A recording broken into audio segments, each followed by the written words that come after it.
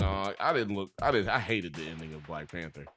It's kind of an impossible task, man. To be fair, they were set up with something so hard to do and to do well. So if the fact that they leaned into it kind of being more of a memorial for the most part and less good about like the movie, I think it's kind of understandable. Like, I don't know. Yeah. No, that was fine. The end though, where it is okay. So why is it that the only major black character that you have in the MCU has to be leaving his child behind? Like, he got a baby mama somewhere. He had a baby mama and he ain't even wasn't taking care of his kid. This little kid was about 6 years old. Like, that means he ain't been taking care of his kid for like 3 movies. You know what I'm saying? So why did it have to be Chadwick Boseman that was leaving his kid? We don't behind? know that he wasn't going and seeing the kid. Because like, we don't know. No, she kept it. He was snapped away for 5 years. Oh yeah. He couldn't visit. So That's now not his fault. So he looks like a real deadbeat. For real. Well, he was dead, kind of. He was literally dead. That's what I'm saying. Exactly. Yeah, he looks like a real deadbeat. I feel now like y'all got it. It came around. It came back around. I feel like dads could pull that nowadays. Like, they leave their kid alone for 5 years and be like, "I was snapped away." Like, I don't even know. Son, you're never gonna believe this. Thanos came out of nowhere. That nigga come out of like, look. Right when I was buying those cigarettes, Ray just came out of nowhere. The CIA. Imagine like a really shitty dad watching Infinity War at the end. He's like, "This is my This chance." is it. This is brilliant.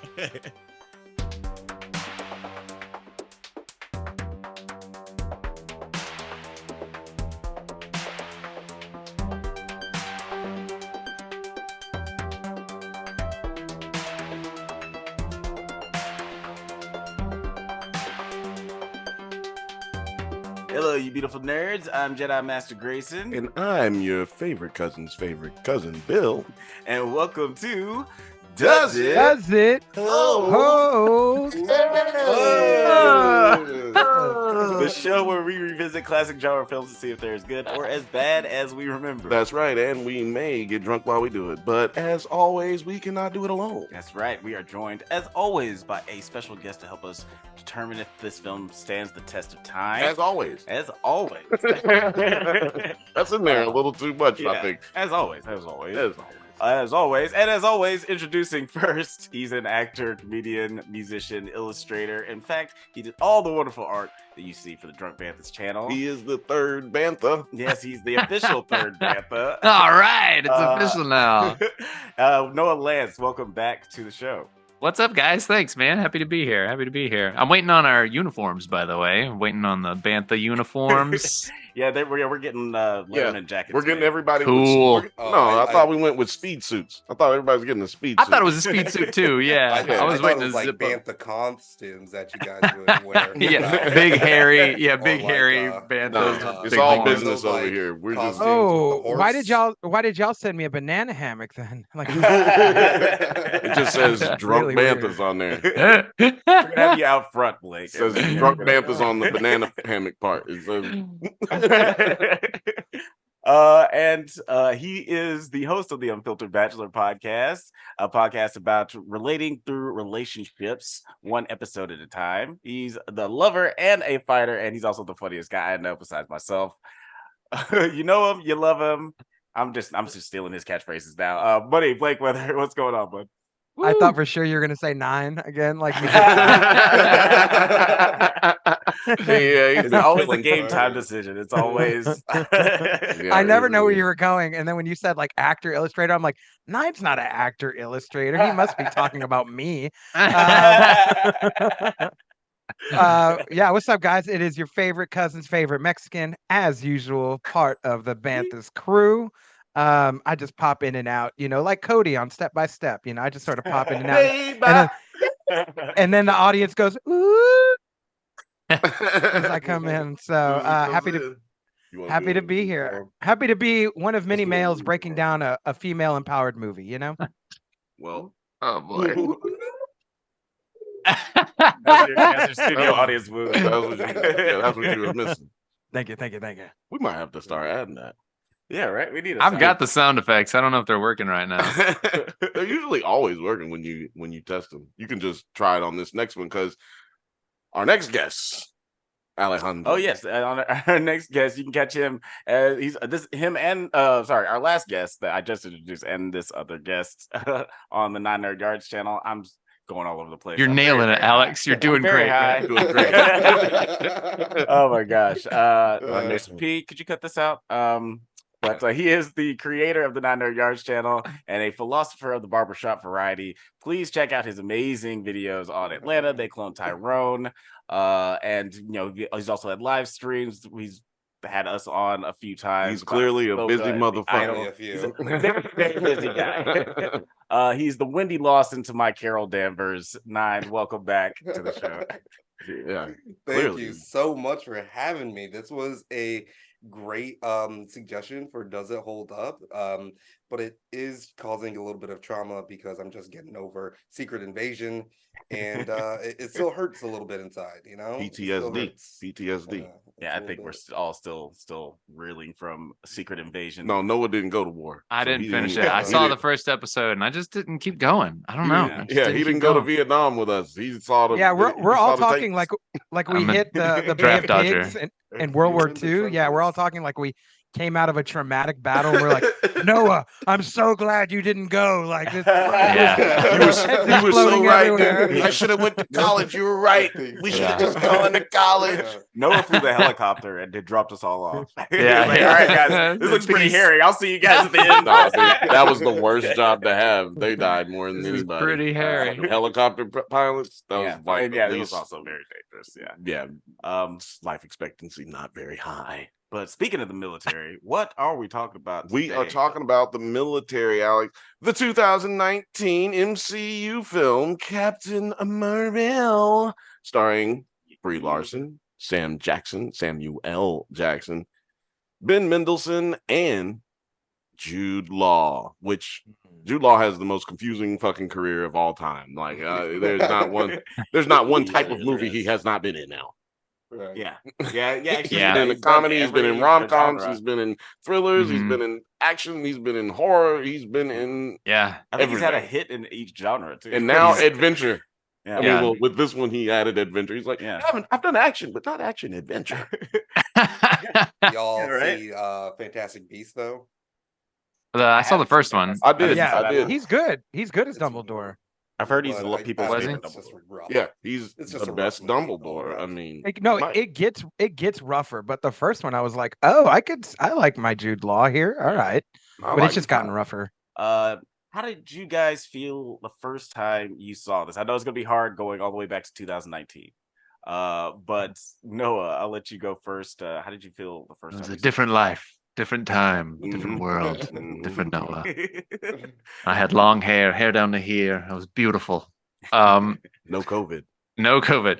Yeah, no, honestly, the first time I watched it, I was always just kind of like, yeah, it was fine. Like, I don't know. I felt like I have a lot of similar issues with it then that I do today, which is just, I think a lot of it was and I know it's still like a 2-hour movie, but Mhm. a lot of the emotional moments I think needed to kind of resonate and land a little longer. We kind of blow through the past scenes, which kind of give all the exposition for her character and the context of everything. They really fly through those, and there's a lot of talking over them too. And I just felt like if those moments could have lingered a little longer, I think the emotion would hit harder by the finish of the movie. I don't know. I think I liked it more this second time through. After kind of we'll get Yeah. to that. No I'm sorry. spoilers on your Okay. boat there, Noah. my bad. Hold You're your right. You're right. horses. Yeah, but I felt Sit tight there, fella. You just sit Okay. tight. Lizer into an old Jewish lady. We're Just putting now. you in timeout. You in the penalty box. No. sorry. Yeah, that's my gist. No, the gist you're of muted. mine. Blake, what about you? How did you feel the first time you saw this? Yeah, I remember the first time I saw this. It was end of March, early April of 2020. So in COVID, I was dating a girl, and she was like, "Oh, let's watch. Have you seen Captain Marvel?" And I'm like, I gotta watch a female superhero. Like, Really? because like Endgame had already came out, so like I was like, okay, they introduced Captain Marvel. She's got all these powers. That's dope. So I remember watching this movie, and I'm like, why do we gotta watch this backstory? We already know she got all the powers. Like, like I just remember being like, And then like watching it, I'm like, it's got some cool fight scenes. Oh, it's got Samuel Jackson. Ooh, it's got Jude Law. Like I'm a Jude Law fan. He can almost do even when he does wrong, he can do no wrong in my book. Like that's how Jude Law. Jude be having all the laws in my book. You know what I mean? And also too, no, I feel you when you were like, oh, I was a different Noah. Then when you were saying that, I immediately thought of the Marlon Brando, the line back from like 1950s or 60s where he's like, I could have been a contender. You know, like I felt like that. Like we all could have been contenders before the COVID. But yeah, I remember watching it. I remember not enjoying it too much and just being like, well, it is one of those movies like before I'd rewatched it, I was like, oh, it's one of those movies like it's a Black Widow, like it fills in some story beats, and okay, whatever.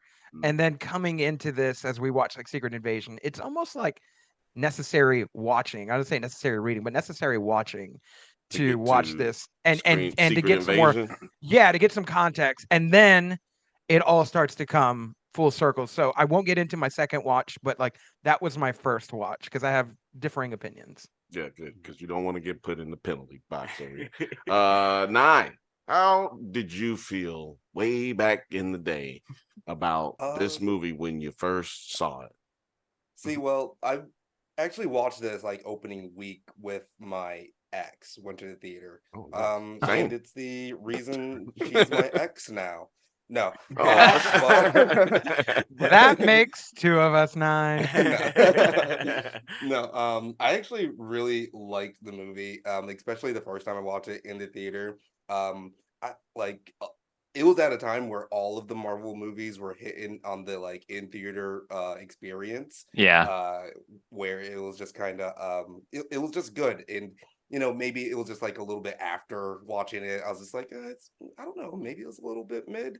But yeah, that's all I'll say for now. Okay. Word. Yeah. What about you, Bill? How did you feel? Let me tell you something. This is very important for me to point out, these little points before I give my first answer, because Alex can attest that I have always been a skeptic of comic book movies, not in the sense that I don't want them to get made, but in the sense that it only takes one slip up to go down a slide of where studios wants to make these movies anymore.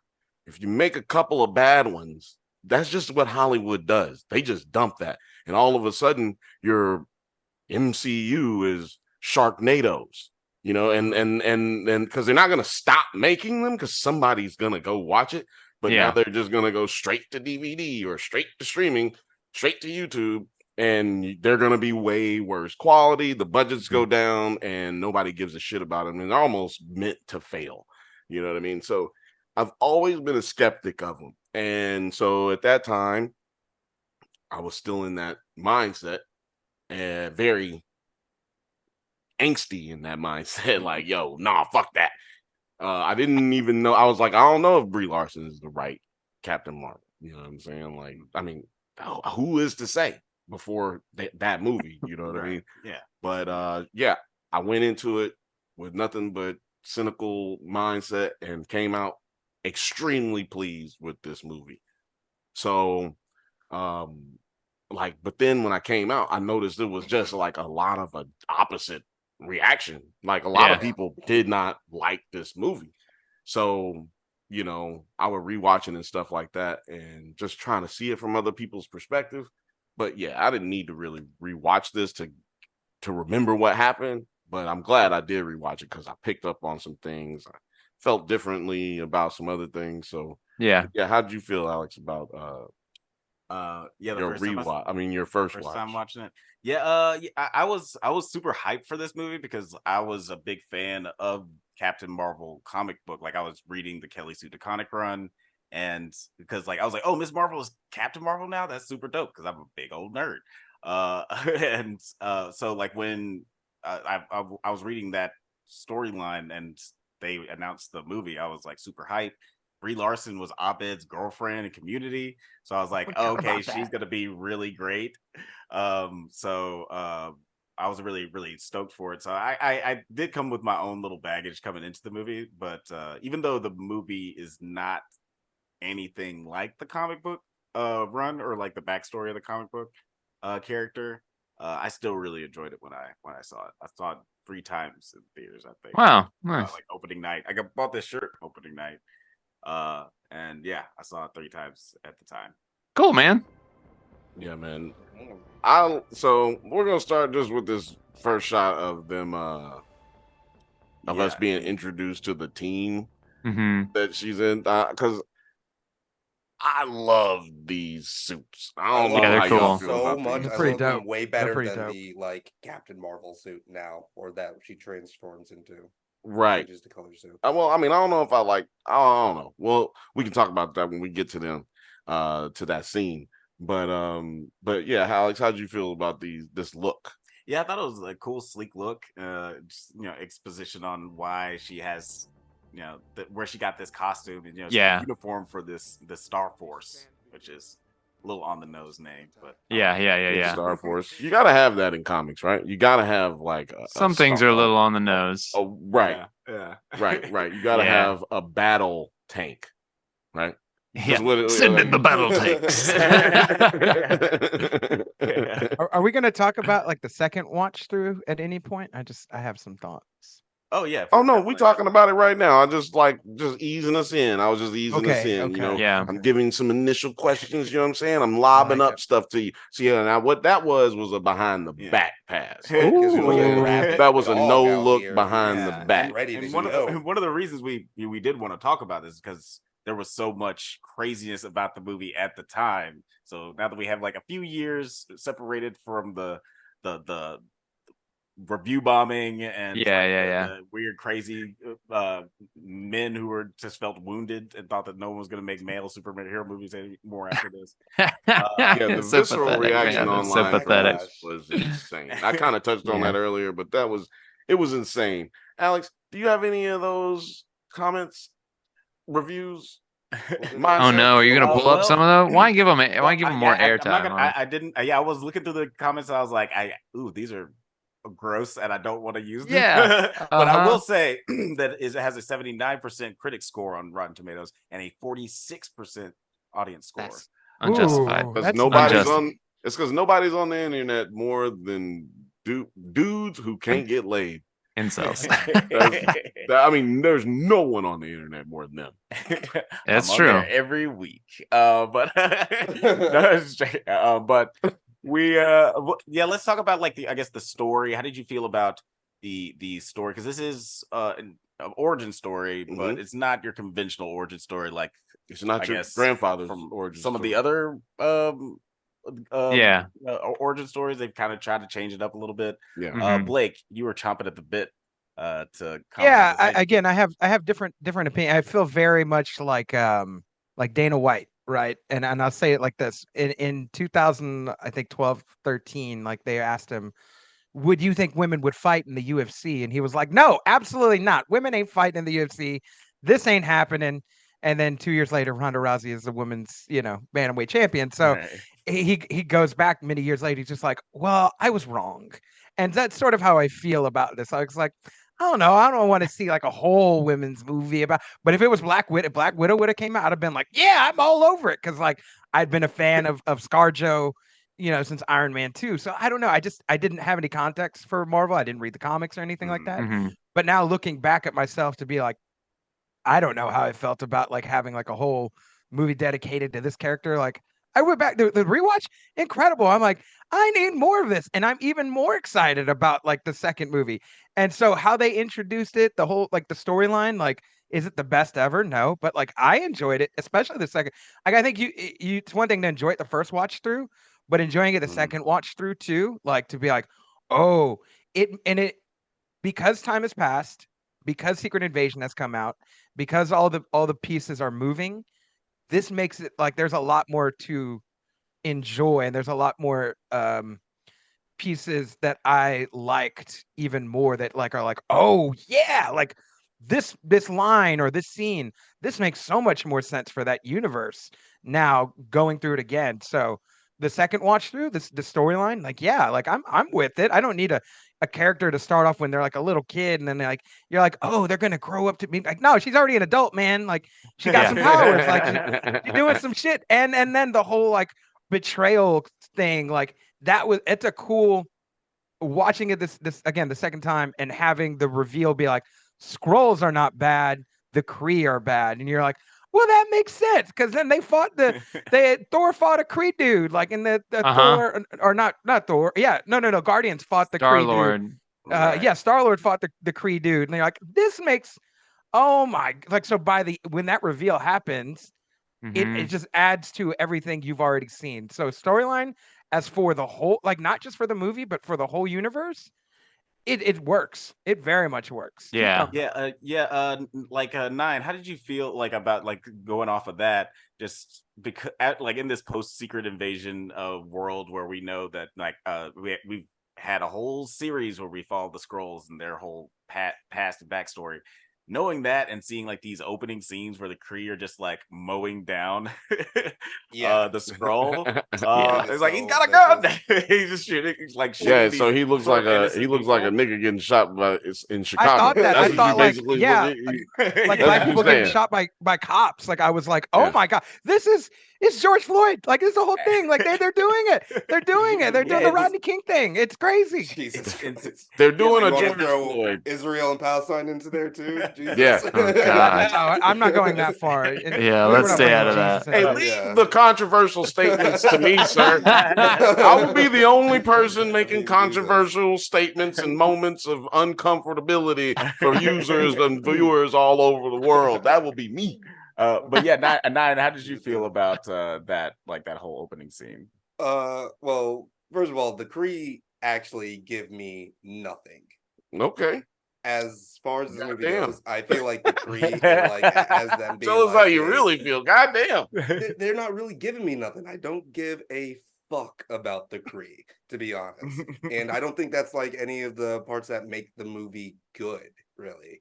The first act is kind of weak, and that's because of like mostly because of the characters of the Kree and like how they're supposed to be acting, but also I guess the name of the game is Amnesia, which is Wait, her name. The name of the game is Amnesia. Yeah. And I was like, what game are you talking about? Yeah, I'm stupid. It's always a pretty. Is that a board game?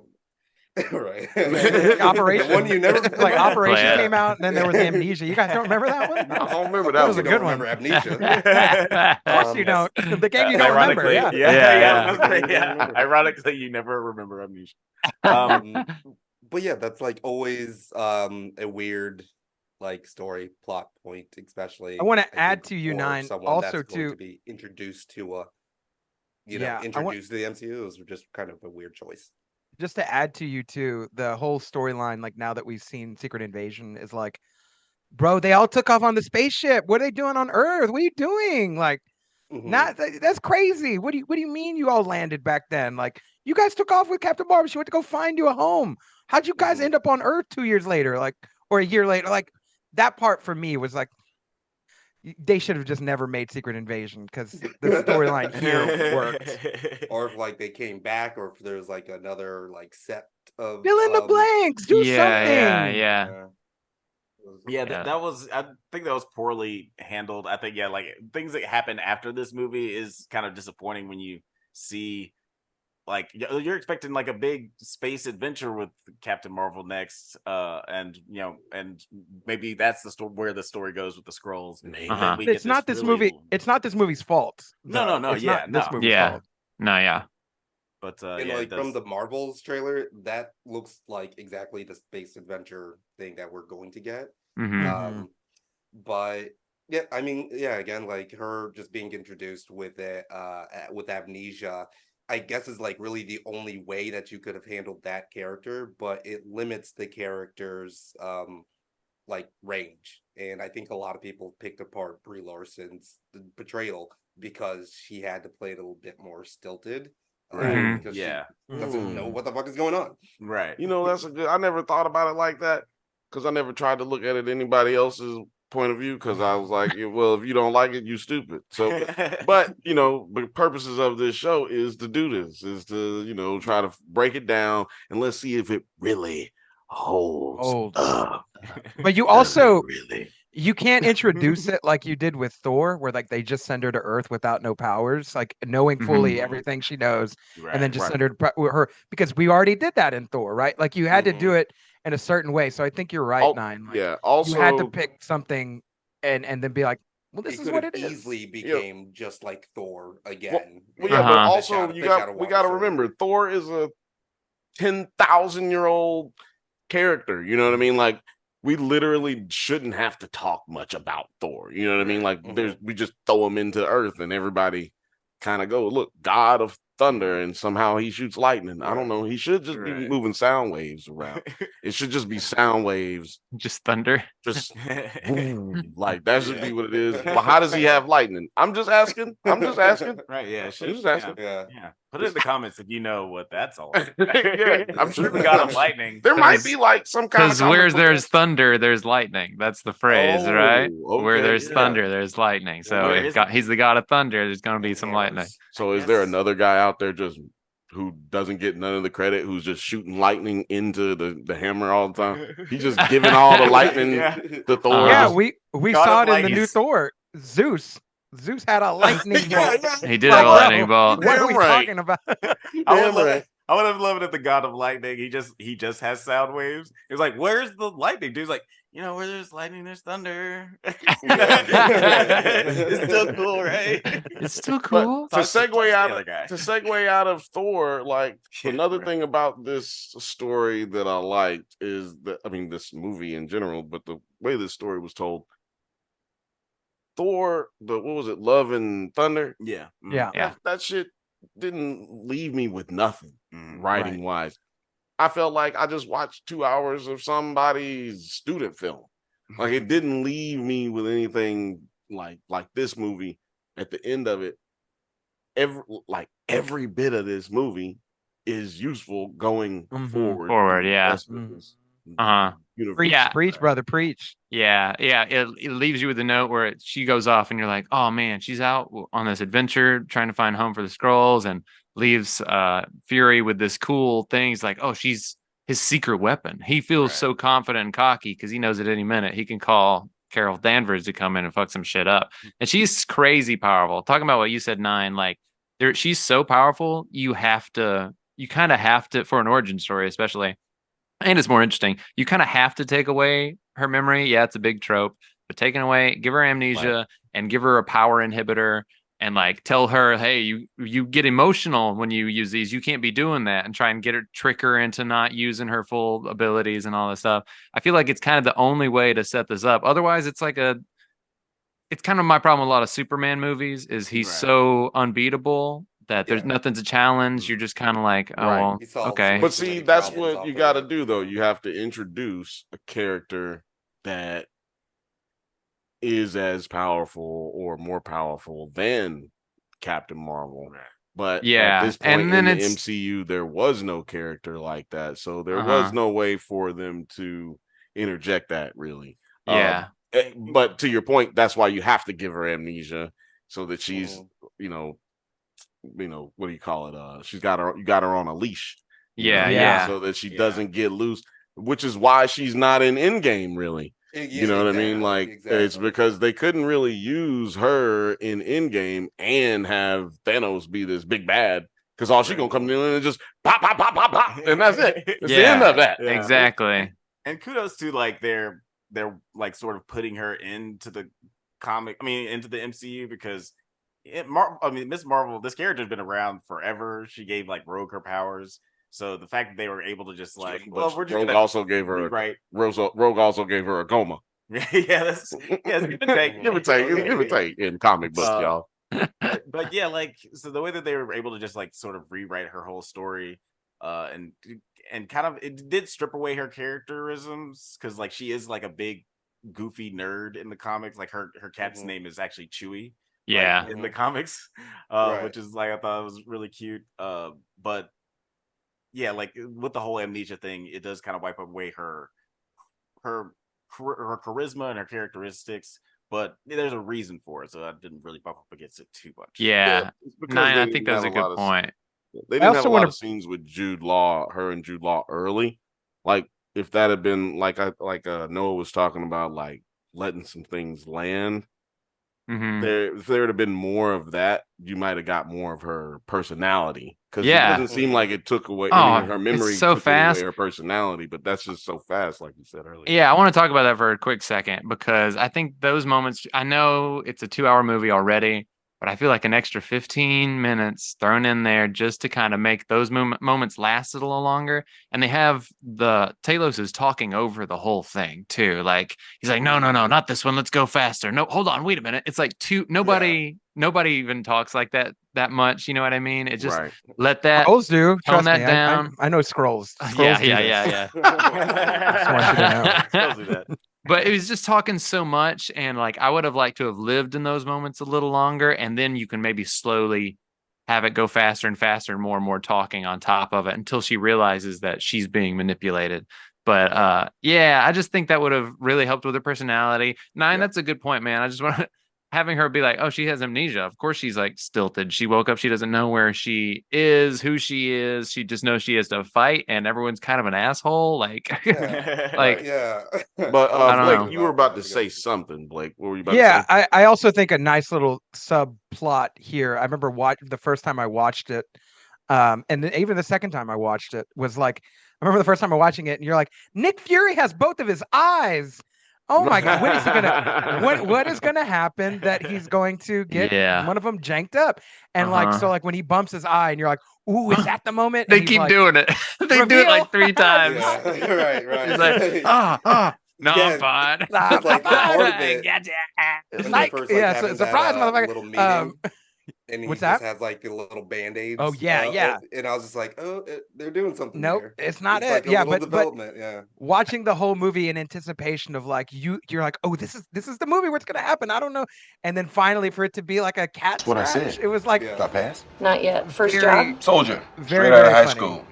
Yeah, that part's definitely, I get it. It's kind of funny, but it kills the moment in the Avengers movie, which is such an epic, intense moment. Zooming in, better keep both eyes open and all that or whatever. Like he just, it's so intense.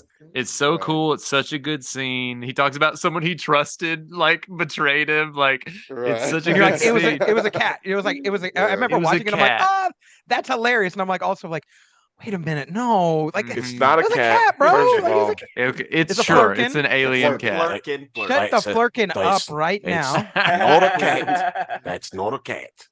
That's a Yeah. fucking cat. But just to watch Boy, that do with you sort of keep- a bated breath, right? Like you're waiting the whole movie for it because you're like, I know something's gonna happen. You Mhm. know what the end is, and you're like, as the movie's going on, you're like, I'm paying attention to Jude Law and Captain Marvel, but like also his eye. Like, When's this ooh, nigga nice gonna little lose an subplot. eye? How do you guys feel about that old Sam Jack de-aging that they're doing here? It looks good. It was You know I think what? it looks good. I I'm think gonna- like when it's paused right here, it does like look a little bit painterly, but like when I was watching the movie, I was like, holy shit, this looked Yeah, actually no, great. there's two things that make it off, but it's just your immense knowledge of that your brain has taken in of Samuel L. Jackson. One thing is, even when he was this young in real life, he was never this like thick in the face. Yeah, You he's know what I not mean? Like, cool. Yeah. So there's actually never been a time in life where we've seen a Samuel L. Jackson that looks like this. So Yeah. therefore, it's not gonna look natural to us. But at the same time, this is the best de-aging. And you can check out this show called 9 Nerd Yards live. You know what I'm saying? We used to do some, little conversations about this one show called Secret Invasion. You can check out all them hilarious takes there. But we were talking about Ahsoka on 9 Nerd Yards, and I said Anakin Skywalker's de-aging for Hayden Christensen was the best that's ever been done. No, I forgot about this. I must have forgot because this is way better than that one. And it's crazy too because this is so much better than De Niro in The Irishman, and that movie, like they cost so much money to de-age him, and he didn't move right, it didn't look right. Like Right. in this movie though, it came out a year ahead, and it was like, oh, like yeah, he looks like a.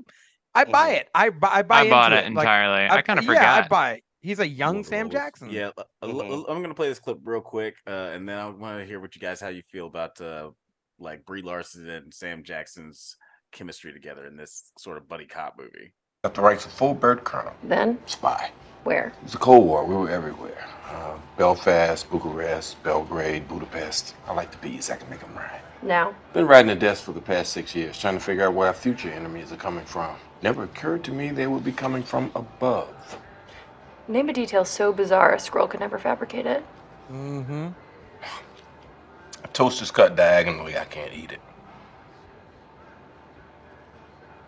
You didn't need that, did you? No, I didn't, but I enjoyed it. Yeah, that was. Yeah.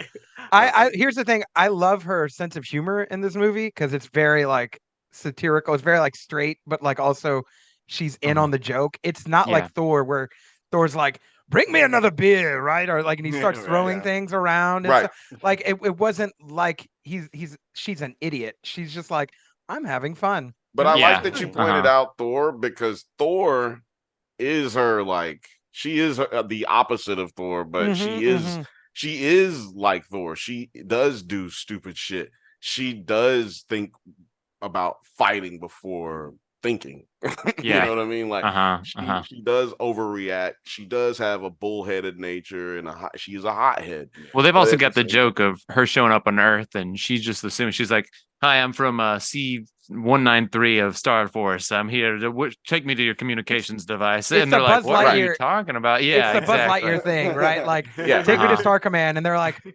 "Bro, I'm Woody. Who are you? Yeah, Who yeah. are you?" Yeah, I'm just a We're mall all cop. Woody. Yeah, yeah. Yeah, I did.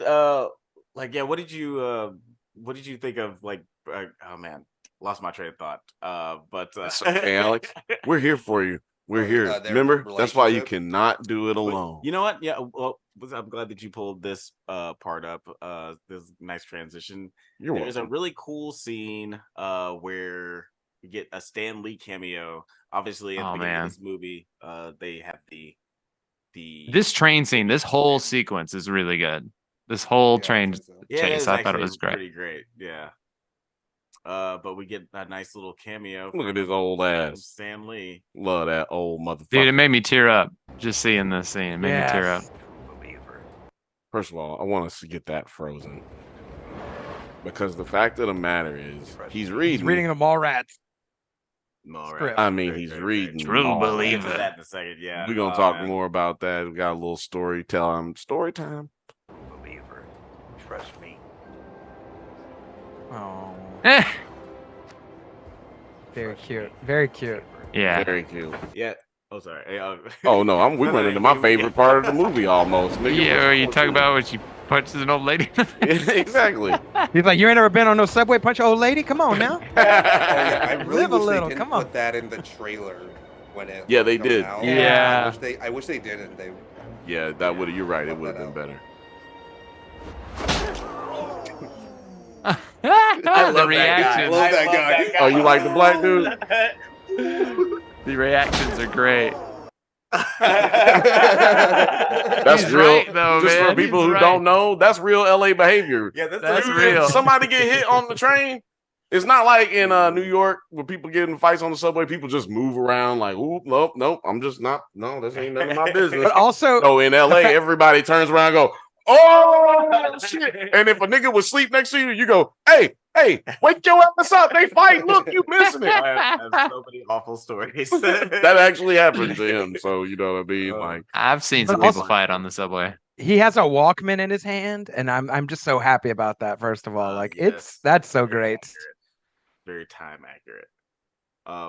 And this was the scene where World Star started. So I just want people to know that. He's like, I'm gonna create World Star after this. As the CEO of World Star on the train. Yeah, like that was one thing I was like, he wishes his hairline was that good when he was right? When he was that Exactly. Like he's never Like, looked wasn't that quite there, yeah. age. I mean, he's never looked this way, even at Right. this age. But yeah, Right. you still believe that Nick Fury looked that way at that age. Uh-huh. Yeah. Exactly. Yeah. absolutely. And see, that's where this stuff needs to be going, Hollywood. I know we come over here and we try to tell y'all how to do y'all jobs, and you know what I'm saying. It sounds annoying and shit, like because y'all ain't out here doing it, y'all ain't in the mud with us, but we are in the mud with you because we got to watch this bullshit that y'all keep putting out. So just listen to us. Quit listening to heavy spoilers. Quit listening to Emergency Awesome. Don't listen to them. They want what they want. We want everybody to be happy. Stop listening to white people. Listen to minorities. How about Exactly, that? man. Because we are cooler than them. You know what I'm saying? Yeah. That being said, Noah, what did you think about the Kevin Smith? That's a great segue. I mean, he's typically terrible at segues. That was amazing. What did you think of that Stan Lee cameo? You just mentioned that you kind of teared up. Yeah, man, it made me tear up. I don't know. It just I wasn't expecting it. The intro for this one is a Stan Lee memorial too, as it goes in. It's different from all the other ones. And I was expecting it, but then I don't know. When we got to that scene, he's just, I don't know. It just felt really sweet. It just felt so nice. Stan Lee to me, I miss his cameos because had this headcanon. He's like this weird interdimensional traveler jumping around all these worlds and stuff like that. He's a Watcher. Yeah, exactly. Yeah. So I don't know. I just miss them. I just miss him. I miss the cameos. It was just a sweet moment. It made me tear up. Yeah. There's actually two moments in this movie that made me tear up, and the other one's at the end. We'll talk about that later. Yeah, there's this one little moment that I wanted to bring up, where it's like Kevin Smith talking about, because he obviously made Mallrats. Did he now? He did indeed. Because you say obviously, but there's a nigga right now going, "What the fuck is Mallrats?" Like he don't know what the fuck that is. He been in prison 5 years. He get on YouTube. He's like, "What the fuck is Mallrats?" He got Thanos snapped. He got snapped. I like the story. He went to go get a pack of cigarettes. And he came back 10 years. Now he came back. He don't know what. You can watch the whole 9-minute video of him talking about the getting learning about it, but I just want to show his quick reaction of okay, so like most of the world. Oh wait, no, damn, it didn't do what it was supposed to do. But okay. Here, let me get to 5:39. The flick I made 24 fucking years ago, man. Because the movie's set in 1995. It was everything. I turned to my wife and I was like, I can die now. She said, shut up. No, that's right. No, I won't. And one day I will die. I was so happy. Years ago, because I'd always loved him and thought he was so cool, I put Stan Lee in a movie. And then 24 years later, he returned the favor. Yeah, I just want to. Speaking of people tearing He up, did he not know? He didn't know they were. he wasn't aware. Yeah, he wasn't aware until that he got a heads up from Kevin Feige, but he wasn't aware when they were filming or writing. Hey, the movie about to come out. I know you're gonna see it at the premiere. Right. I don't want you to freak out because you might pass out if I don't tell you right now. Yeah. Shit. Wow. Crazy moment. But what did you guys think of the action in this movie? Because there's a lot of First of all, before y'all answer that, I'm gonna lead y'all into that because I think that this movie is Lethal Weapon.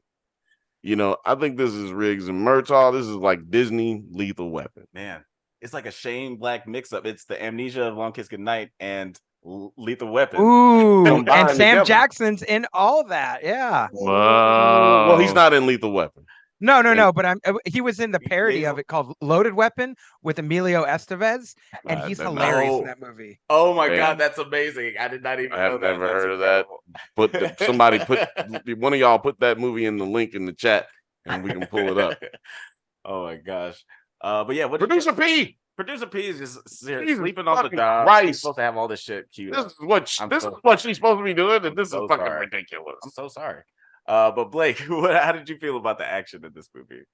It was fun. It was entertaining, and I think this adds to my point of this movie for me was I watched it the second time, and I was like, this is the last great Marvel movie. This has everything that one could want out of a Marvel movie without it being mid. Without it being Quantum of Media or something like that. This is I enjoyed it. I enjoyed the fight scenes for what they were. I liked the singular fight scene with Jude Law and or Veers or whatever they're calling her. And then I liked it. And I Dumb think name. too, it was cool to see the setup because Endgame came out. Did it come out before this?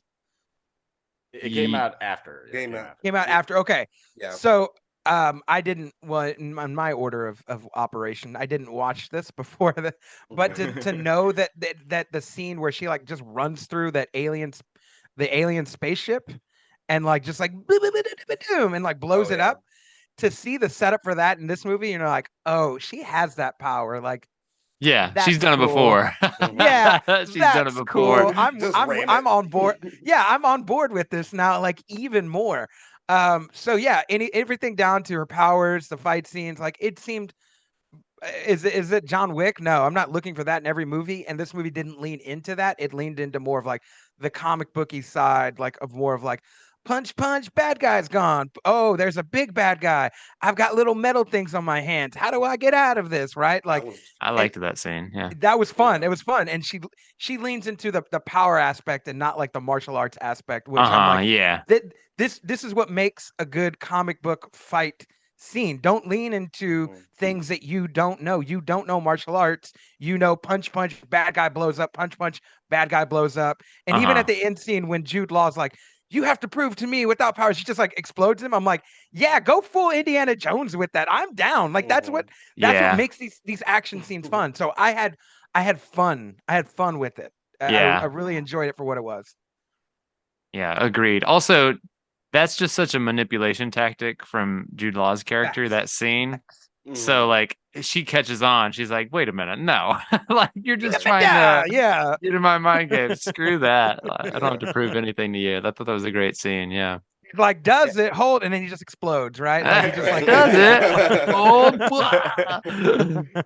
Yeah, and even speaking of like this like big action scene, like Nine, how did you feel about just like this whole like last moment, like where this last stand, because as we know, you know, Lee Pace, he's famous for trying to blow up planets. He's you know, every time he gets a chance, right? He's gonna try to take it. He's racist towards planets. Huh? He fucking hates them. Prejudice towards. He loves to blow. Get him out of here. Fuck him. Yeah, he hates ego especially. That character. He's a planet. He was really hoping to blow up that guy. I hate that guy. You'll be here all week, folks. That's the best. Look right there. Like, the fuck.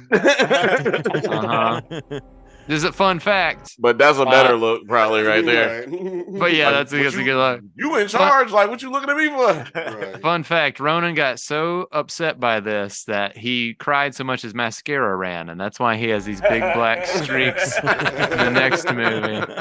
His mascara never cleaned off. I was like, ooh, full comic book. I love it. Yeah. I love her the second one she does. I think I don't know. Placate to me. You know what I mean? Pours that sugar on me. I love that, and they just dip. You're talking about this one right here. Yeah, I loved. I don't know what it was. That scene just really, that little clip hits. She just punched her fists together. Like I thought it was kind of dumb that she did that. I was like, so you just not gonna kill them? That's how we doing? That's what I know. It's like you should do it. You should do it. You should destroy them right now. Why not? It reminds me killed hundreds of possibly thousands of fucking Kree. Maybe she's like, I listen. There's only so much I can tell my therapist today. Like, I don't want to kill any more people. No, please just go home. She was having fun. She busted out like this, like. When she does like the star, she just blew everybody up. She's like, God damn. She's like, all I gotta do is I really ain't gotta do that. I just go right. y'all did.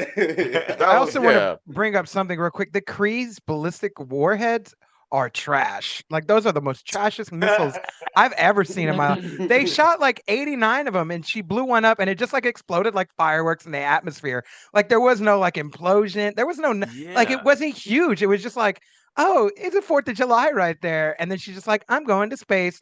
Like there was no like sonic boom or anything. I'm like, bro. Yeah, it could have been a bigger explosion for that. Yeah, y'all got whack weapons for being aliens, bro. Well, see, they brought them. They thought they was dealing with like ants. You know what I'm saying? Like they thought they was humans. You know what I'm saying? Basically, they thought, well, I'm gonna throw some gasoline on it and hit it with some fire. And then that'll be it. I don't need to bring a dump truck. Kind of like you see them. They use them when they go to that planet where they try to rescue the whoever. They shoot the missiles. I caught it on like the second watch, and I was like, what are those make big explosions when they hit the ground, but in the air they're just like, they're fireworks. They're just fireworks. I'm like, bro, Mexicans make better fireworks than that shit, bro. Like, hire us, we'll help you out, bro. Trust me, they make better fireworks. Yeah, like, did you guys feel like the Kree were a big threat? Like, after we did get the twist, because at first, the Skrulls are the bad guys, and then we find out. Yeah, they're even like, and you're like, oh, those are definitely bad guys. Yeah, like, I don't want to mess with him, right? Yeah. He coming at me like yelling like that. It's like finding out a bear is really like the sweetest bear ever. Like, no, I ain't mad, but I ain't gotta take the kind of risks to find out that he was the nicest bear ever. This bear was just trying to give me lollipops. He was trying to love on you. And you shot him. He's a really nice guy when he's off the cocaine. What's that John Candy movie? He's pretty nice when he's sober. Let me look right now. While I'm talking about it, you can go ahead to the next thing. He's looking at the great outdoors. I was gonna say that I actually really loved like all of the Top Gun shit in this. Yeah, like all of the fight scenes. I thought that was really cool. Yeah, it is cool. In that like last fight scene, of course, like they're kind of incorporating. She's like with like the jet plane, and they're kind of like tracking her like she's a jet. I thought that was really nice. Yeah, it was pretty good. I would like to bring up that other scene that made me tear up. I just feel like it's a really hard-hitting scene. They do a lot of one thing that bothered me when it first came out is like I like empowerment movies. I like women empowerment movies. Oh yes. But when I first watched it, there was a lot of stuff that just felt really too on the nose, like the guy hitting on her. Hey, why don't you smile for me a little bit, baby? You know why they call it the you're too emotional. Right? Like it was all these things that just felt so on the nose that it kind of made me be like, okay.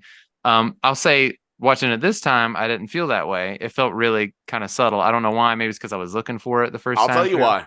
I'm so glad you brought this up because this is one of the main things that I was going to talk about. This is one of the main things I pointed out to Alex in the rewatch when we had, because I watched it twice yesterday. Yeah. And the reason you feel that way is because the reason I believe that the Barbie movie was such a terrible movie is because it was a bunch of overly placating, gaslighting women, okay, to the point where where women with, like, in my opinion, women should have been insulted by a certain level of it, because it does just make you think, oh, you just got to be pretty and happy. And then and also, the speech that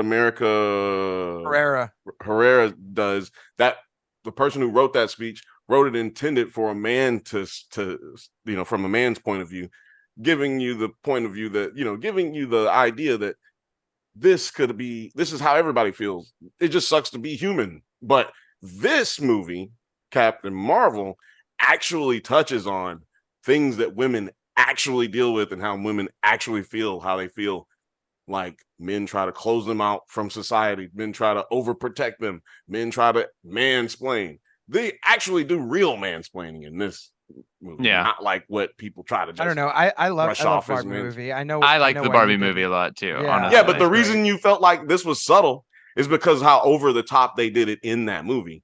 Maybe, regardless if you like the movie or not. The over the topness that they went with in Barbie leaves you with no choice but to be like, wow, that was very subtle, but I noticed it. When she talks about being free, I've been fighting with one hand tied behind my back this entire time. But now let's see what I do when I'm free. The scene that hits so hard. Really, I just want to say the scene that hits so hard, and I feel like it does the same message without being like super overt or whatever, is them showing all the flashbacks. And it just hit me. I remember it hitting me hard in the movie. I remember it hit me hard this morning. I watched it this morning. It made me tear up. Just showing the scenes. It kept showing clips of her growing up. She has that go-kart accident, flies off the go-kart, she's playing baseball, she gets hit, she does all these things, she keeps falling down, and then it just shows those shots afterwards that it cut out before of her getting back up. All those shots of her standing back up, like it doesn't matter how many times I got knocked down. What makes me strong is that I keep getting back up and trying again. And yeah, I just felt like good, that, yeah. just that scene, even just this cut, you could take just this cut of this whole movie, and this is like such a beautiful little moment, and it just this should have been so hard. a commercial for women. This should just be a commercial that comes on during the women. It should come on during the LA Rams versus the San Francisco 49ers. Yeah. This should come on. It's just a beautiful This should scene, come on shot. when anytime that Kansas City's playing, right? Because it has a Taylor Swift song in the background or something like Oh, that. it's a Taylor Swift song? It'd be perfect. It'd be perfect. But yeah, I don't know. It just made me cry. It made me tear up. It made me cry. No, I'm sure. No, that would ruin it. That would ruin it. Yeah, that's really where you go into the Barbie. See, that's what Barbie would have did. Barbie would have had fight song playing right here. Well, yeah, I'm not gonna stand for this Barbie hate. You're getting all of it today, goddamn. You got 3 getting against all 1 of on it this today. I'm getting about to call you. all of it. I'm just the only one who's objective up here. I don't care about Margot Robbie and how pretty she is. I'm about to call you Bill Shapiro right here. Like I'm I'm completely objective. I'm the only person right here that can go. You can go back as far as we can go, and you'll see nothing but objectivity right here. But also call it like I see them, man. You know what? In a few years, when you do the Barbie, does it hold up? We'll look back at this footage and see how you feel. Yeah, well, exactly. Also, too, the whole like let's do it. It will not. The whole female aspect of it too. One of the things that I didn't realize like I was gonna enjoy was when she got into the fight scene and then they play that "I'm just a girl," and I was like, oh. I like that, like, because you're so used to the James Gunn, right? Like he puts the song in the background, and it's very fitting. Yeah, that was a James Gunn moment for sure. Very James Gunn, but like it wasn't like it was one of those moments where when I rewatched it, I was like, I appreciate this moment. Yeah, it was subtle. We see it so much. Yeah, we see it so much now, and you're like, oh, it's played out, but it wasn't played out then. Like it came out and it was like still felt fresh, and it still felt fresh on the rewatch, even as like a female empowerment like sort of moment, and I was down with it. Yeah. Well, see, go ahead, man. As good as I don't know if the music implementation was as good as James Gunn does. Sure. Well, see, I don't think it was trying to be either. Though. No, but it just reminded me of it. Yeah, exactly. It just reminds you of it. But also he's not. James Gunn ain't the originator of that shit or nothing. It's like Scorsese doesn't remind you of Scorsese. Doesn't that'd probably be a more more original reference. That's boomer shit. Get that out of here. I'm just saying as far as it being a trope in Hollywood. About cinema here. Right. But look, I just want to point out the ones that are in this movie. Salt and Pepper. Yeah. TLC. Yeah. Garbage. Did we get we just said Gwen Stefani and No Doubt. Yeah. Doing Nine Inch Nails anything? We did not have 9 Inch Nails in this. It was just the shirt, but they were not in this as a song, which is funny. It's like, I don't know if we can actually play any of your songs. Yeah, we getting this merch off. Someone should have went up to her and been like, name some 9 Inch Nails songs, just like and it's like, you don't like that band. Yeah, that would have happened to you in the 90s. Somebody would have checked you about your shirt. Like, you really fuck with the NWO? Name 5 NWO members right now. But no, one thing I was gonna say. Yeah, we already went off the score. I was about to talk. Go ahead. One thing I was gonna say, like one of the criticisms that were circled around this movie was that it's like, oh man, all these needle drops. We get it. It's the 90s. You don't have to play all these 90s songs. So what are they supposed to play? Kendrick Lamar, nigga? Well, I mean, if you watch movies in the 90s, they played songs from the 90s. Why are you being so weird about this? It's like they don't have nothing else but to do but complain about shit, which is coming up in my goddamn piece about why people think Marvel movies suck now. Yeah, Blake, did you bump up against any of the needle drops specifically, or man, I was a fan. I'm a fan of like putting like He bumped music into of the him. I was like, ooh, that feels good. Going full throttle in here. Yeah, I was here for it.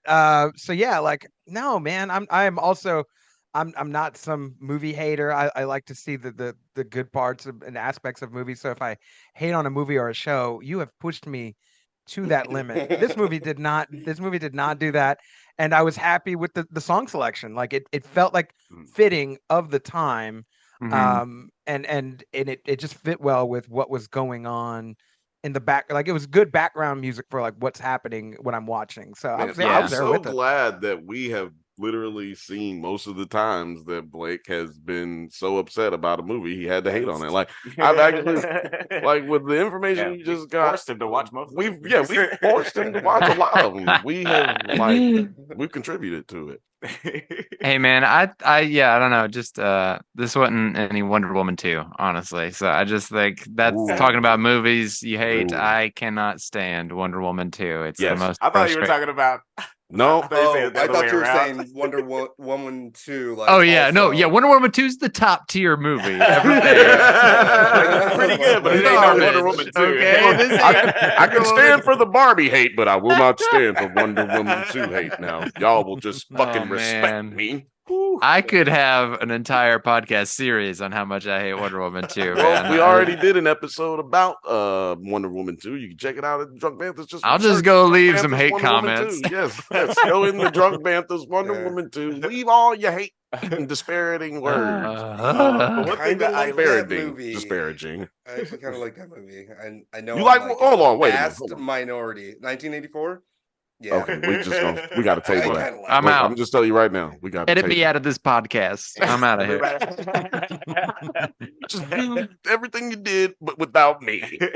Anymore? We gonna. I will say, I just want to bring up something that Nine brought up earlier. This really cool plane scene. Then I want to hear what y'all's favorite scenes are of the movie. Hated it. But yeah, I really. Here comes some G's. Love it. Here comes some G's. They did such a good job with the space vibes. What do they want? Me. My work. I never should have brought you along. Here comes some G's.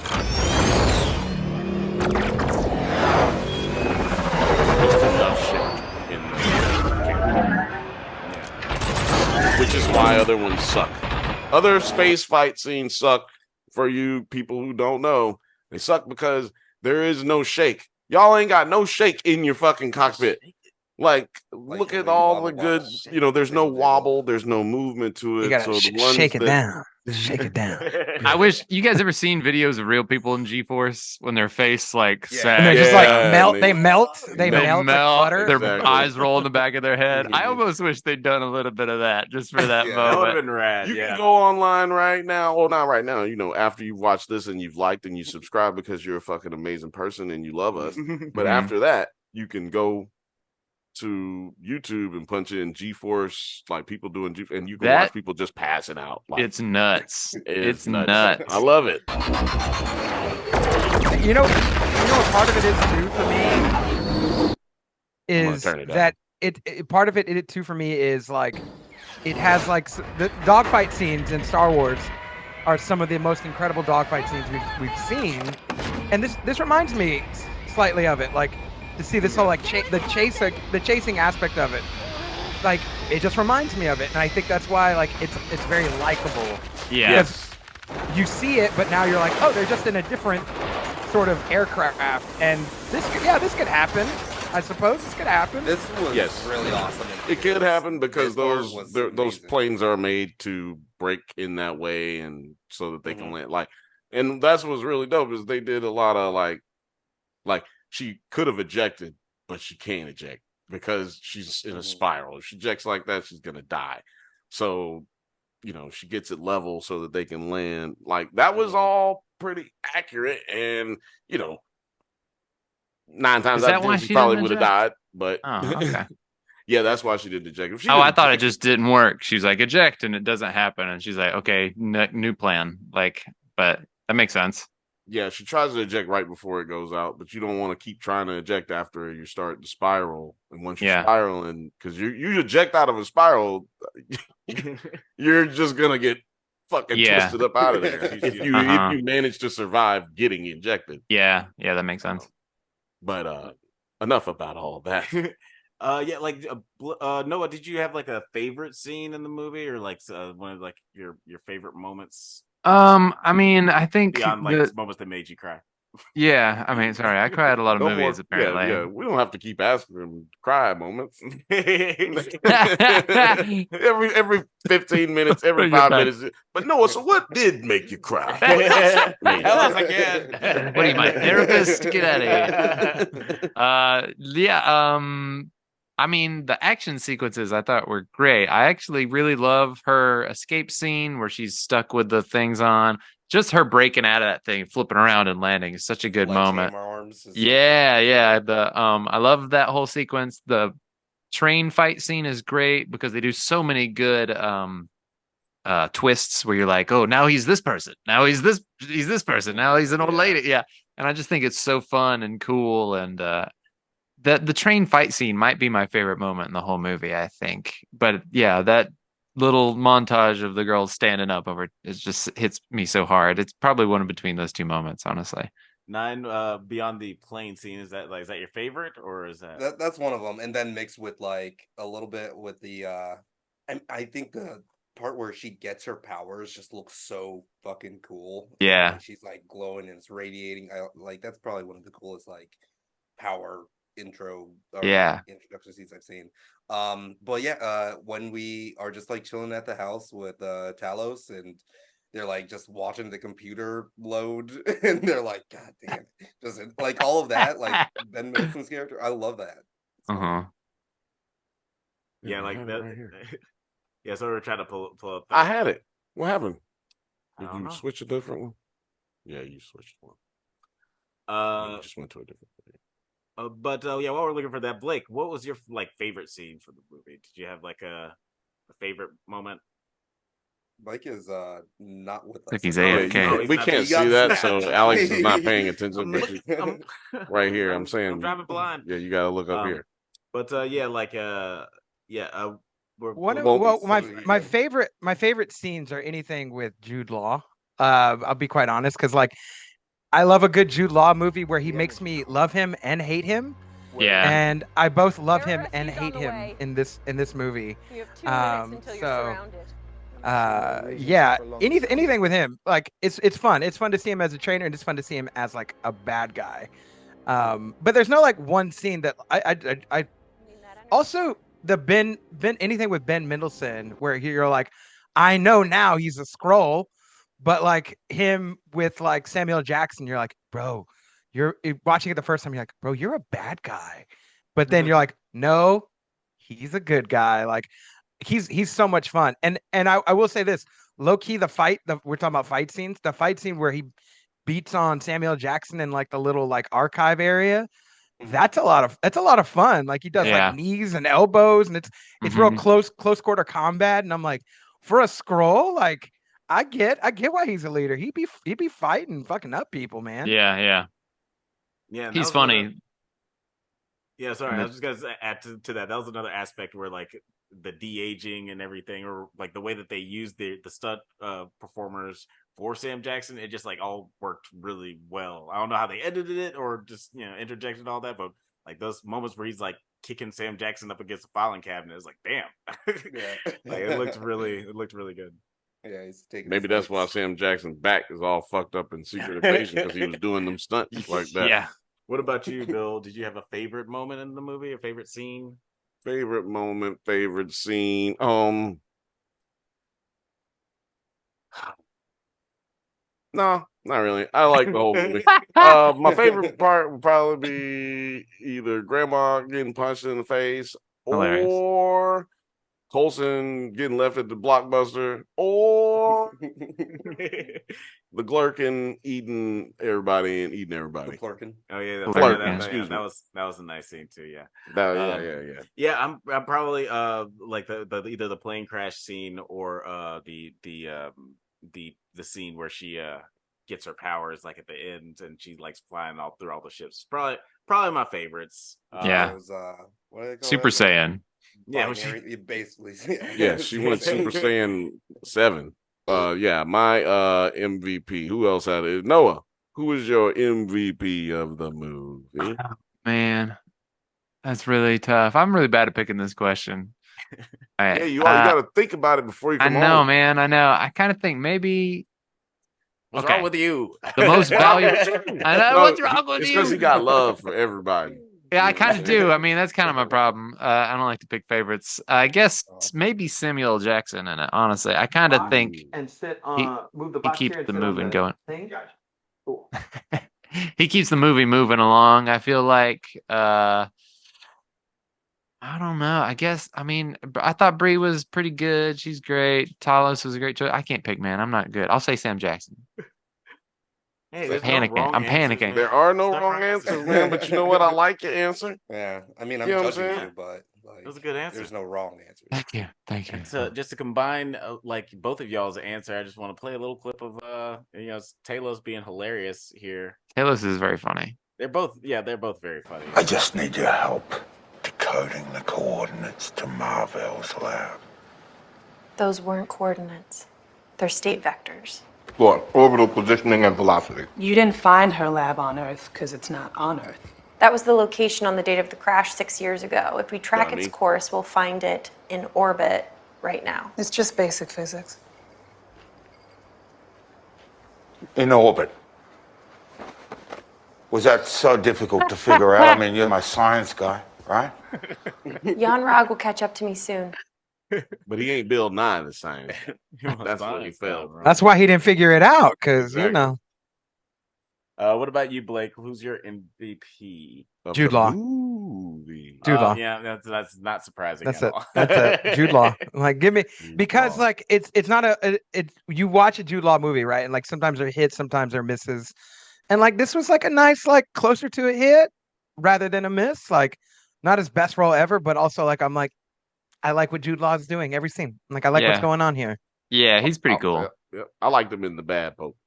Nobody watched. Yeah, I was just about to say like he's played everything from a horny pope to a a My old sweet, job. That's my old job. Yeah, sweet Horny widow. Pope. Yeah. All right. It's not Guilty. a bad gig. It's not a bad gig. Guilty.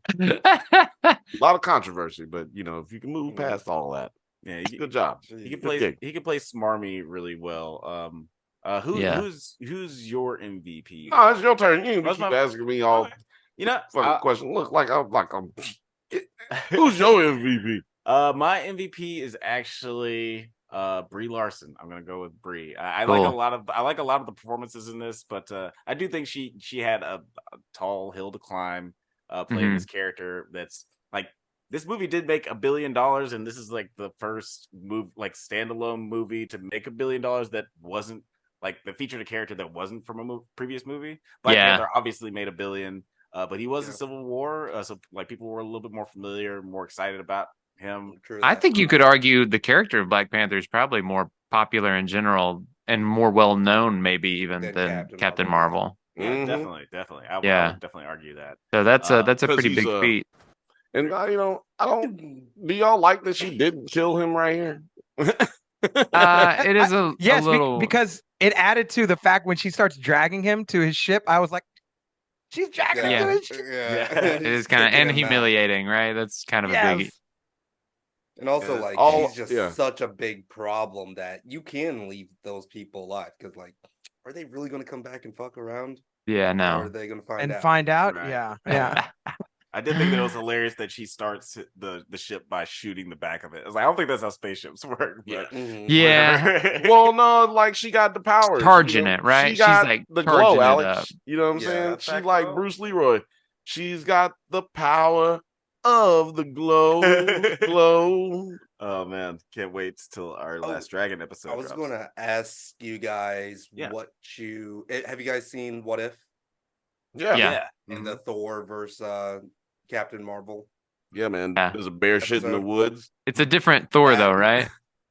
He's like kind of the party boy Thor or something like that. Yeah, party boy Thor, and then there's Captain Marvel. I love that animation style. Yeah, that animation style was dope. That animation style actually is really close to the style for the comics of Captain Marvel. It actually is very, very, very similar. It is interesting, and I think it looks good. Like a lot of the times, I'm not a huge fan of that animation style, but I did really, really enjoy that series. So yeah, What If was pretty good. It's pretty solid. That's for sure. My MVP, since everybody already said they MVPs, and I don't want to say nobody else's MVP, I'm going with one that might not have been in everybody's fucking mindset even.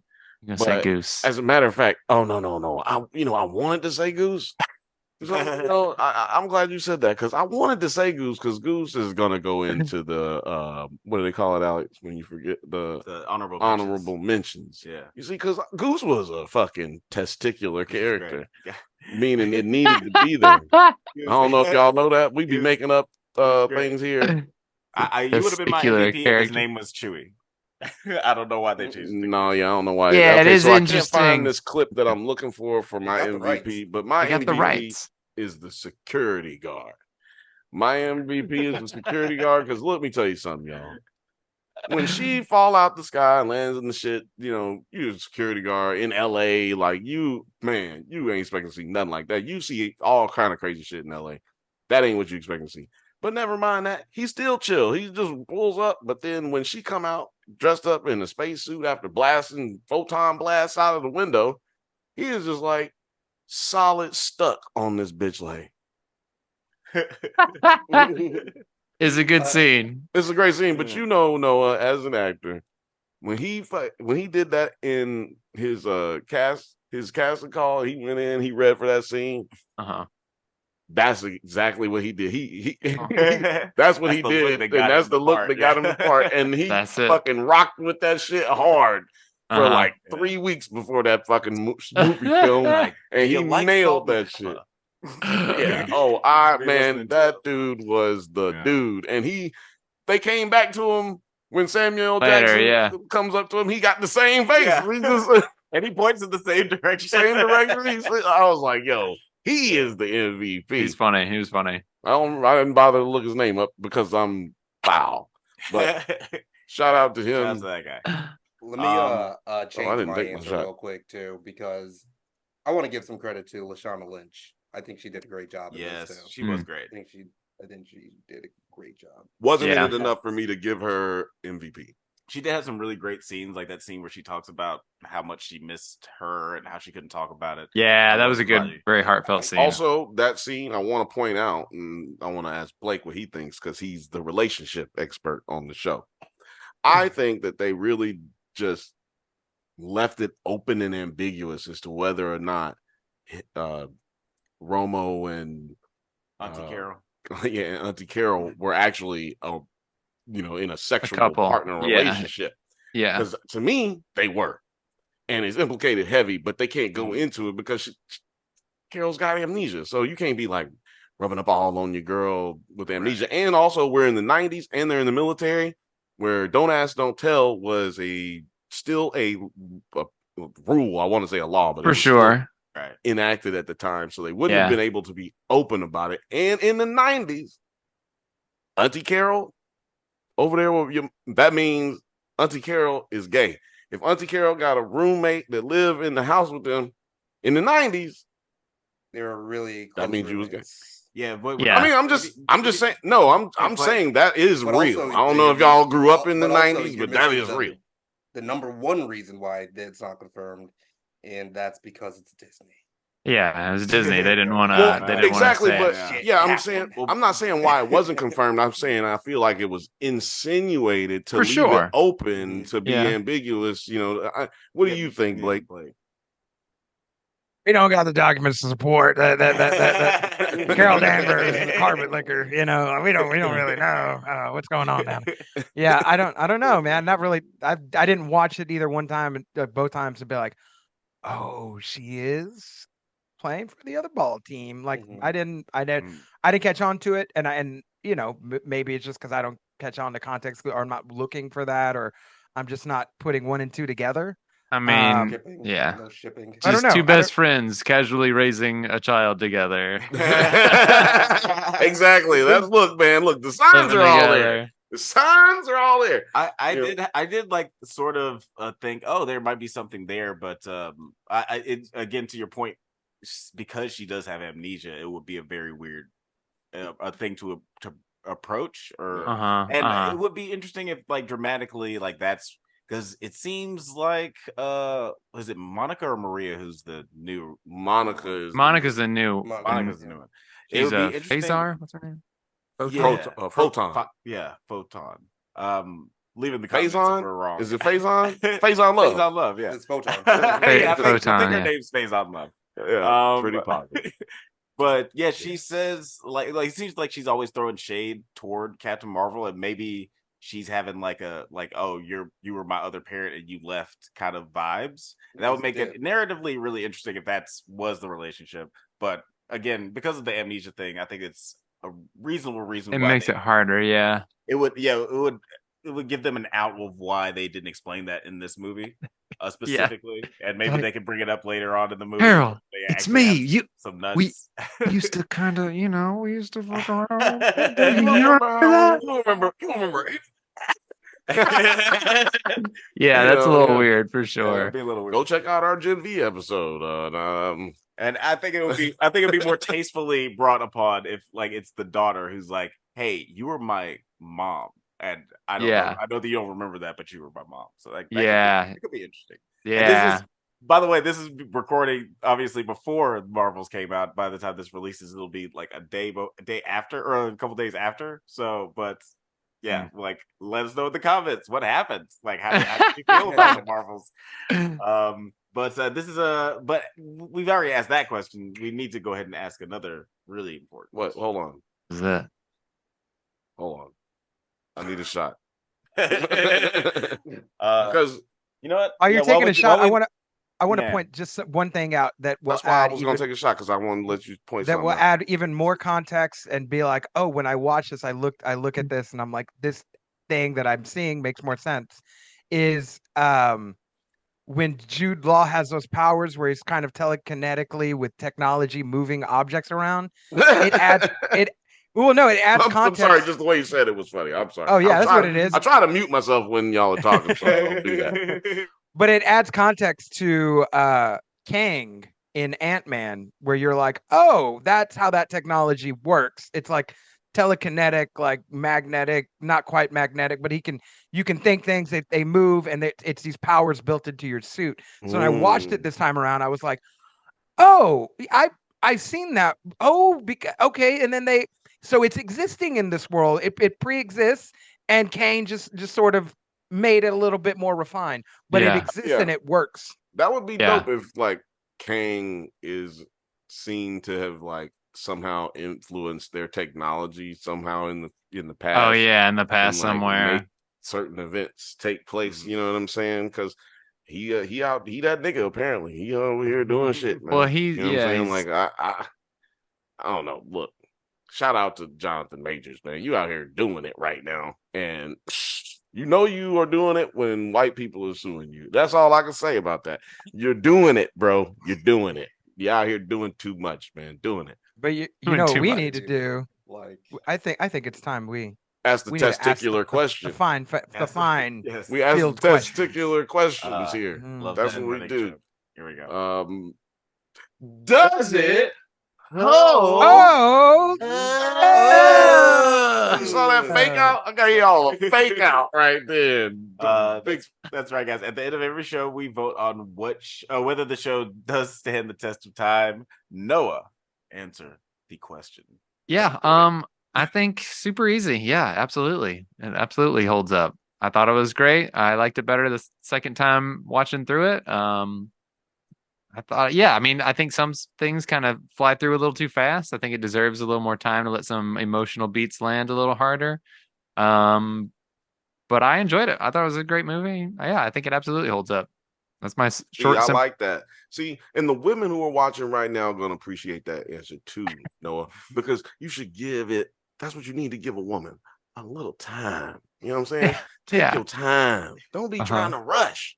You know what I mean? Y'all trying to beat through the beats, but you don't need to bop through the beats. You just need to ride slow.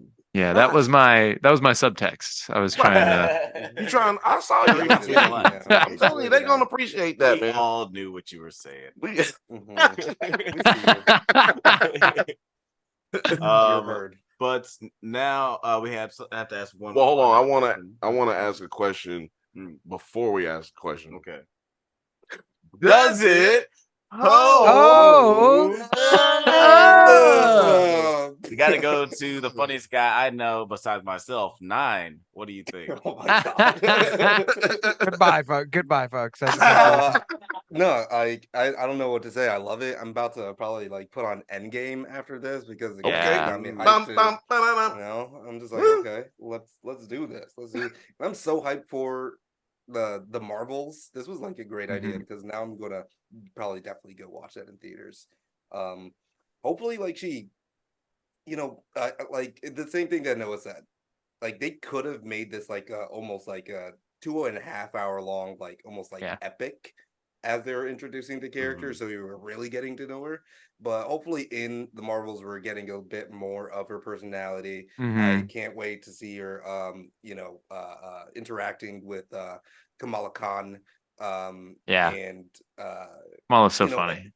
Yeah, I think that's going to be like just the way that she's going to react when she meets Captain Marvel is going to be just like it's just precious, right? Yeah. And then hopefully Monica Rambeau is also like because she had that same kind of mannerisms and stiltedness in WandaVision. I don't want any of that. You'll never know what you sacrifice. No, I want like some. We got Tiana Paris. Yeah, give her that personality. You know what I'm saying? Yeah. So hopefully that they add a lot of that. I want some. They clone Tyrone vibes. Right. You know like, what I'm saying? let her get ratchet on that. Let her get a little ratchet, man. Let her get a little ratchet outside of herself a couple times, just twice. Because if they do it too much, then they are overextended. Yeah, they pandering to black folks, and I don't like that. But give her some space chicken to eat or something. I do want to point out. Well, you know what? It doesn't matter what I want. I do want to point out one thing, though. Does it? Oh! You got me on that one. You really got me. Not least, Blake. What do you say? Yeah, I'm the least funniest guy here. I must be because if 9 is the funniest guy, At least you're not bitter. I will say I'm gonna say this. I feel very Dana White-esque about again, women not gonna be the UFC. The women getting UFC is like, bro, this is the best thing ever. So I made some comments early on about Past Me, but like me watching this movie in the last few days, I'm like, oh my, who was I? I was a completely different person. This movie completely holds up, and it makes you miss pussy back then. Jesus. I told you I watched this movie with a female I was dating. Like she turned me on to this movie. So she turned him on, man, and then he watched the movie. That did not hold up. That did not hold up. But this movie definitely holds up, and it makes you miss Marvel making good movies. So I will say that like if there's any other answer that it doesn't hold up and you're like, but I loved Ant-Man and the Quantum Media, bro, you live your life mid, and that's why you like mid movies. I still think it's better. Treat your movie brain like you treat your fucking stomach with garbage. You're putting too much Taco Bell into your fucking brain instead of fucking putting some Wagyu beef. But I guess there's only one more question to ask. I guess we should ask it really quick before we get out of here. Wait, we're going to talk about this thing right here. Yeah, no, because does it? Does it?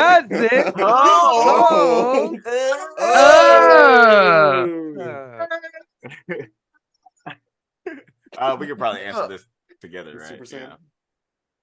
It does hold up. It does hold up. It does. Now, we got different answers as to why, but I'll start out first because mine's probably a little longer than his. It holds up because the score is amazing. We all talked about the music. we're all just a girl over here. We didn't have a girl to be on the show with us. Don't make fun of us. Don't be mad at us. Look, we tried. God damn it. It just didn't work out. But we feel like we all represent He-Man Women's Haters Club. No, we the He-Man Woman Lovers Club. And we love women and we love everybody and we love this movie. But to Noah's point at the beginning of this episode, this hit harder in all of those girl power moments than it did the first time. And I felt that way the first time, but I still felt like it hit harder this time because we've gone through the Me Too movement. We've gone through COVID. We've gone through this incel high suicide rate in this country at this point. And to see these empowering moments that are just sprinkle, and still hit really hard, that was extremely impressive. Also, my second thing that makes it hold up is the script tying into so much shit after this. Doctor Strange didn't really tie back into anything that made us feel significant, like hold on to, nothing that felt like nutritious. Mhm. You know what I'm saying? It wasn't no nutrients in that. It was just garbage. It was a bunch of ice cream. But this movie gave us all the vegetables, the rice, and all that shit. The brown rice, though, not the white rice. Just because I don't know why. I don't look. I like all Brown rice is healthier for Like you. peel off rice? Peel off and goddamn black Saffron? rice. You like saffron rice? I like jasmine, but but yeah, like another thing that makes I don't even know how I got on food, but the one of the things that makes this Check movie, out our podcast, The Right Rice, every Sunday. It's a good podcast. That's a good one. check out my column on the Gotham Gazette. It's about white rice versus black rice. Is it evil? No, they if you order certain places at like Indian restaurants, the black rice is called the devil's rice. No. Swear to fucking God. You know what I'm saying? I mean, it's like That's it's, some Malcolm X it's, shit. it's kind of like a goddamn weird. right. It was a common thing with like. Now we're talking about rice and food, but That's what happens when you it's leave. like the taste of what you'll get on the Right Rice podcast. That's right. No, my podcast is Gotham Gazette. Just a Go taste. Gotham Gazette. But yeah, the Gotham Gazette is actually a real thing. It is. But yeah, like they know with that with angel food and devil food, devil's cake is is the black cake. Angel food is the white cake. It's just that whole thing. Just that subtle thing. The black is bad and white is good. subtle. What's so subtle about saying nigga in rice? Like you just said nigga with rice. I don't look. Anyway, what makes this movie good is that I told you mine was gonna be longer. What makes this movie even better than all the rest is that moment where Carol shoots the light speed machine, the light speed engine. Yeah, when she shoots the core, it blasts into her. And I mentioned earlier, it was a dope ass shot where she absorbs all of the energy, gets her powers.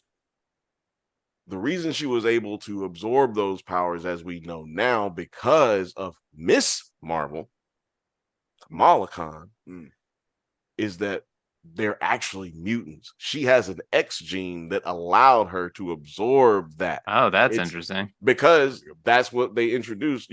We know that all of these people are mutants because we've read the comics. But the first time that they introduced this mindset was in Miss Marvel. And Miss Marvel doesn't happen without this Marvel. You like that? This Marvel, hashtag this Marvel, Miss Marvel. This Marvel. Yeah. Hey, that could get you a t-shirt. I don't know.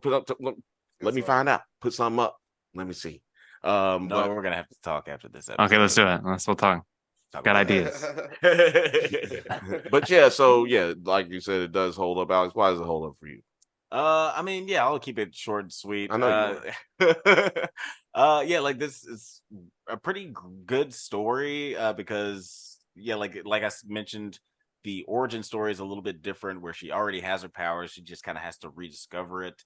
It's like a mesh of two great Shane Black movies, Long Kiss Goodnight and Lethal Weapon, where it's just this buddy cop amnesia story where this woman has to overcome all this like trauma and oppression. She was Riggs. Yeah, and Samuel L. Jackson was Murtaugh.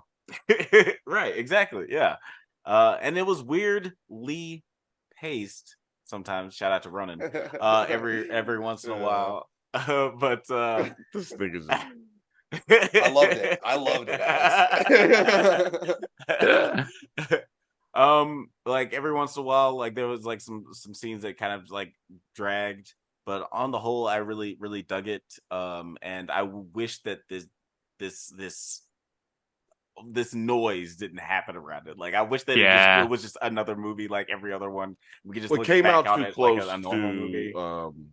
Came out too close to Wonder Woman. No. This movie came out too close to the Avengers movie before Endgame. Oh, Infinity Wars. This came out like the month after Infinity Wars. No, it actually came out like a couple months before Endgame. Oh yeah, that's right. A couple. No, I don't. Is it a couple months? I think it was the month before. It was like That's too soon, March right? I think it was like to April. May. I think it was April and May. March Or to it was April. March. It was March because it was Women's History Month. So it was like the last And week then of it March, came out, and then last week of March, and then come out the first week of May because they came out. Solo Solo came out the same weekend, and that's why everybody hates Solo because Solo didn't actually suck. It just came out the same fucking weekend as fucking because May the 4th. They put it out on May the. Captain Marvel came out March 8th. Solo. Yeah, I'm talking about Solo came out. Then Endgame came out in May. I think it was actually not May the 4th. It came out the week after May the 4th. And me and Alex both said, why didn't they put it out on May the 4th? That seems like it makes more sense. And it's not on the same weekend as the biggest fucking movie in the last 10 years. So if I'm not mistaken. Solo came out May 10th, and Captain Marvel came out March 8th. So it's 2 months. Captain Marvel. I was talking about Captain Marvel. I mean, I was talking about Endgame and Solo. Endgame. Oh, okay. My bad. No, that's also shouldn't be the right year though. I'm googling it it came all out as we the speak. same year. He just said it came out the same year. They just went out in different months, but he was Solo, talking about two different movies. Actually, Solo's 2018, Captain Marvel's 2019, and Endgame is also April 2019. So it must have been Infinity Wars. March, April. Yeah, it came out a month before Infinity War. Endgame.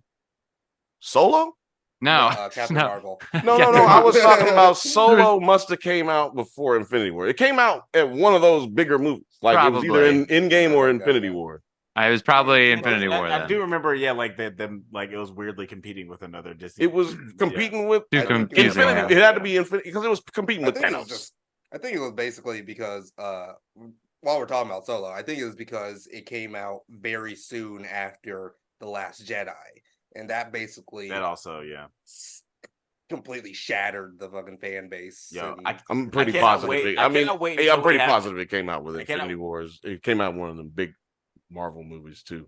I'm not saying that's not true. It didn't contribute to it, but low numbers, all of that shit. This is why all of it's bad right now. This is what I've been trying to tell everybody. One day we will have a. I know. I'm just saying. I'm priming everybody hour does it hold up for all of the Star Wars movies? No. No, that's not what's gonna happen at all. Oh, we're gonna do it. Hours on The Last Jedi alone. To be honest. Seriously, between me and 9, we got at least 14 hours on just The Last Jedi. And that's it, guys. If you guys want a 24-hour doesn't hold up of Star Wars, it will be a $2 Patreon. Put it in the comments. $2 Patreon. Go hit up the Patreon, 9 Nerd Yard Patreon. Hit up, and we will work that out for you if y'all want. Right, it's $1. I'll plug it. But before we get out of here, unfortunately Blake had to leave a little early, but you guys can find all of his social media in the video description. It happens when you have to pee. You drink so much, then you have to pee. Yeah, when you gotta go, you gotta go. There was someone. You heard that? There was someone like stalking him. He was like, "Get off of me!" Yeah, y'all can't hear that because y'all in TV land. We in real life. And we can hear those things. Yeah, somebody asked him if he likes scary movies, and he's like, "I gotta go." Hello, Blade. He's gonna love that. I know he He can't see that right there, but he gonna love that part. He is. Nine, where can the people find you out into the interwebs? Well, thank you very much for asking, my dear boy. You can find me on 9 Nerd Yards and also Nerds at Night, which is a fucking offshoot subsidiary where you can also find all of these gentlemen. Not Noah, don't really know him yet, but That's all right. Nice to meet you. But where you can find all of the other 9 Nerd Yards crew, including Blake and these fine gentlemen. And I should be done with Atlanta by now whenever this comes out. This is November the 12th. Okay, yeah, so I should be well done with the Atlanta Iceberg and then the Atlanta series finale video, so y'all can go to 9 Nerd Yards and have some good old fun watching all of those. And like I said, the Patreon is $1 if you ever want to join up, and you get all of the exclusives and early access and tell me what to do, and I actually have to listen. Some of y'all just tell me what to do and don't give me $1, so it's like gotta listen to click the bell, y'all. Do this. See, look, don't just click subscribe. Just subscribe. Click the bell. Yeah, do the extra work. I'm just doing it so everybody sees. 18, get us to 18K, and if I'm already at 18K, make sure we get to 19 or above and beyond. Hey, yeah, look, getting there. I'm gonna tell you what's gonna happen. I know this is happening a lot. I know we say this a lot, but this really happens. I gotta get people who actually have theirs to take photos of theirs. But if you leave, if we can get 9 Nerd Yards up to 19,000, we'll give y'all a Drunk Banthas t-shirt. We'll give. Who are you? Who are we gonna give it to? We're gonna give it out to randoms. 19, you gotta subscribe. You gotta subscribe, and then you gotta tweet, or you gotta hit us up on Instagram. Hashtag Kill Sabine. Go ahead. Hashtag Kill Sabine. Matter of fact, do that for Nerds at Night. We'll go Nerds watch at Night and Gazette, and give them a t-shirt for. You know what? That you're right, Alex. Tell them where they can find you. Well, wait, we gotta do it.